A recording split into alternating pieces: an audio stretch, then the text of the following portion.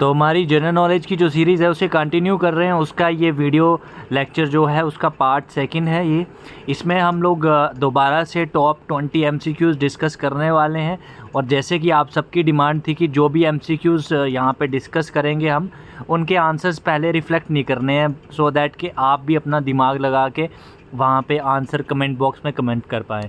तो इसी तरह से इस बार भी हमने जो है कंपाइल करें इंपॉर्टेंट क्वेश्चन जिनकी आपके एसीसी 131 एंड 132 एग्ज़ाम में आने की प्रोबेबिलिटी बहुत ज़्यादा है। तो फर्स्ट क्वेश्चन है, who was the first women to climb Mount Everest. तो पहली वुमेन जो थी जिन्होंने माउंट एवरेस्ट क्लाइंब करा था, ठीक है। तो माउंट एवरेस्ट पहले एक ऑप्शन आपके पास आ गया, जुंको तबेई, तेंजिंग नोरगे, आरती प्रधान, बचेंद्री पाल। बचेंद्री पाल आपने बहुत बार सुना होगा but it is not the correct answer. जो फर्स्ट वुमेन थी ऑल ओवर द वर्ल्ड की यहाँ पे हम बात कर रहे हैं, ये है option A is the correct answer, Junko Tabei. And she was a adventurer from Japan. Next question आ जाता है, the youngest mountain range in the world. तो यंगेस्ट माउंटेन रेंज जो है पूरे वर्ल्ड में कौन सी है, ठीक है। हिमालयाज़ हैं, आल्प्स हैं, एंड्स हैं, रॉकीज़ हैं। तो आपको यहाँ पे बताना है यंगेस्ट माउंटेन रेंज। तो आपको मैं बता दूँ कि जो यंगेस्ट माउंटेन रेंज आपको पूरे वर्ल्ड में देखने को मिलेंगे वो है हिमालयाज़। सबसे मतलब बहुत बड़े बड़े माउंटेन रेंजेस हैं, बिकॉज़ ये जो आपके माउंटेन रेंज है ये आपको एशियन कॉन्टिनेंट में भी देखने को मिलते हैं, ठीक है। उसके बाद में नेक्स्ट क्वेश्चन आ जाता है, who was the first Indian to win an individual medal in Olympics. तो पहले इंडियन कौन थे जिन्होंने इंडिविजुअल मेडल जो था ओलंपिक्स में जीता था, ठीक है। तो ये आपको पता होना चाहिए। मिल्खा सिंह थे, पीटी उषा थी, कर्नम मल्लेश्वरी थी या फिर केडी यादव जी थे। तो यहाँ पे option D is the correct answer. KD Yadav जो थे उन्होंने पहली बार जो था फर्स्ट एथलीट ऐसे थे इंडिपेंडेंट इंडिया का जिन्होंने इंडिपेंडेंट मेडल जीता था। So it was a proud moment for all the Indians. Which is the highest tower in the world. तो ये आप सबको पता ही होगा, बुर्ज खलीफा। यहाँ पे आप पिक्चर में भी देख सकते हैं, highest tower in the world आपको देखने को मिलेगा। Who was the first NSA of India. देखिए एनएसए का मतलब नेशनल सिक्योरिटी एडवाइज़र, ठीक है। तो इंडिया के जो फर्स्ट एनएसए थे वो थे हमारे ब्रजेश मिश्रा जी, ठीक है। और उसके बाद में मैं आपको बता दूं प्रेजेंटली जो हमारे नेशनल सिक्योरिटी एडवाइज़र हैं वो कौन है, अजीत डोभाल जी, वेल नोन पर्सनैलिटी हैं, आप सब जानते ही होंगे, ठीक है। Next, what is Indian navies first aircraft career. तो यहाँ पे आप देख सकते हैं एयरक्राफ्ट कैरियर का क्या मतलब, देखिए कितने सारे जहाज़ यहाँ पे लगे हुए हैं ना, इसे कहते हैं हम एयरक्राफ्ट कैरियर।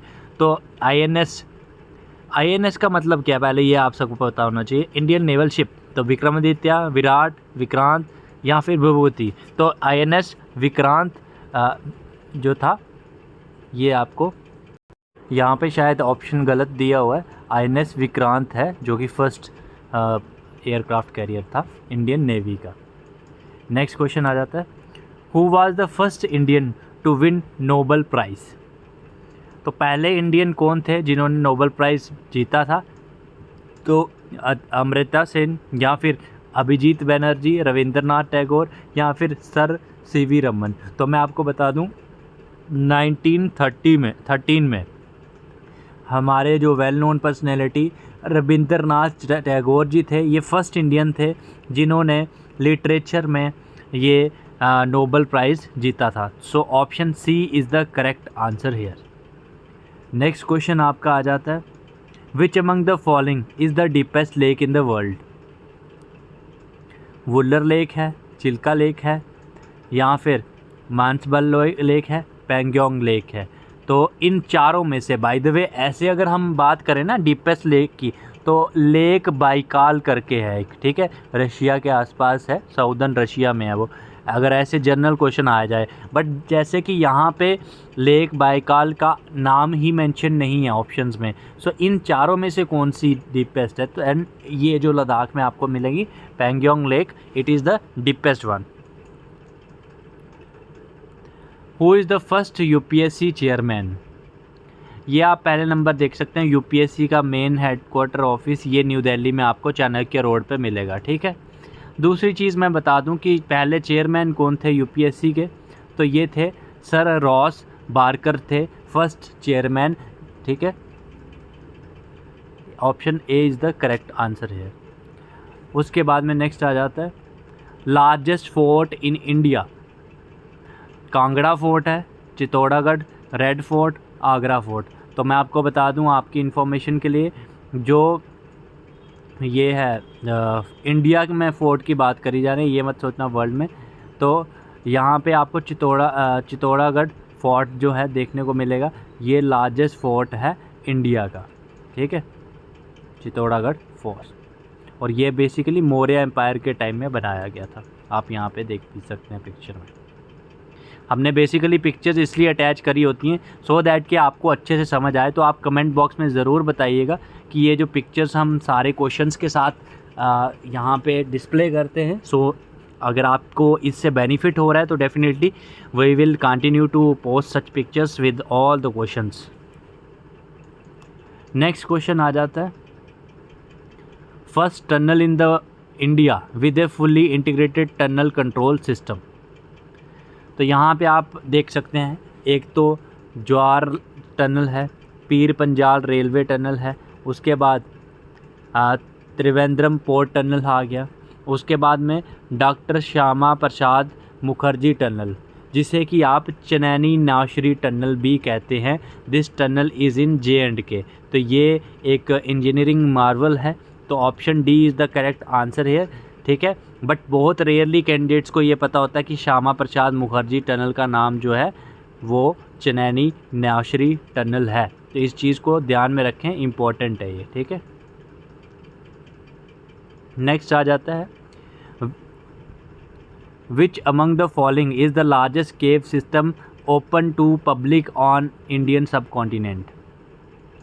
तो यहाँ पे आप देख सकते हैं गुफाएं, तो कौन सा ऐसा केव सिस्टम है लॉन्गेस्ट एंड लार्जेस्ट जो कि अभी भी पब्लिक के लिए ओपन है इंडियन कॉन्टिनेंट में? बेलम केव्स, एलोरा केव्स या क्रेमलेथ पर caves, none of the above. तो मैं आपको बता दूं यहाँ पे option A is the correct answer. Belum caves जो है ये longest and largest cave system है जो कि पब्लिक के लिए भी ओपन है, और इसकी जो लेंथ है वो है अराउंड 3229 मीटर्स, ठीक है। और वर्ल्ड का सेकंड लार्जेस्ट केव सिस्टम है ये, आपको पता होना चाहिए, ठीक है। नेक्स्ट अभी बात करेंगे national heritage animal of India. अगर इसकी हम बात करें तो ये है हमारा हाथी। 2010 में जो था वर्ल्ड एलिफेंट डे हमेशा सेलिब्रेट करा जाता है ऑन 12 ऑफ अगस्त। तो 2010 को अनाउंस करा गया था, ठीक है, because India second largest second country है, सेकंड नंबर पे हाईएस्ट नंबर ऑफ एलिफेंट्स जो कि हमारे पास यहाँ पे है एशिया में। तो option C is the correct answer here. Next है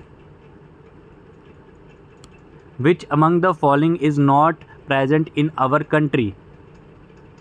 तो हमारी कंट्री में क्या प्रेजेंट नहीं है? तो मैं आपको बता दूं नेशनल वायरस प्रेजेंट नहीं है।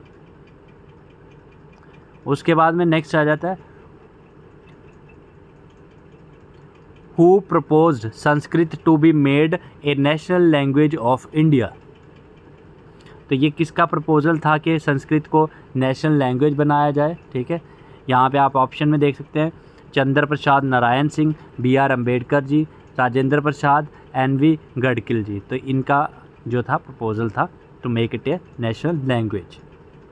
Who became the first Indian lyricist to achieve the Academy Award to receive. तो सत्यजीत रे या फिर गुलजार या भानु आतिया या रसूल पॉकेट। तो मैं आपको बता दूं option B is the correct answer. Gulzar first Indian lyricist थे जिन्होंने एकेडमी अवार्ड लिया था, और वो किस गाने पे बहुत फेमस गाना है जय हो, आपको पता होगा 2009 में ये गाना आया था, ठीक है, इसके लिए इनको एकेडमी अवार्ड मिला था, ठीक है।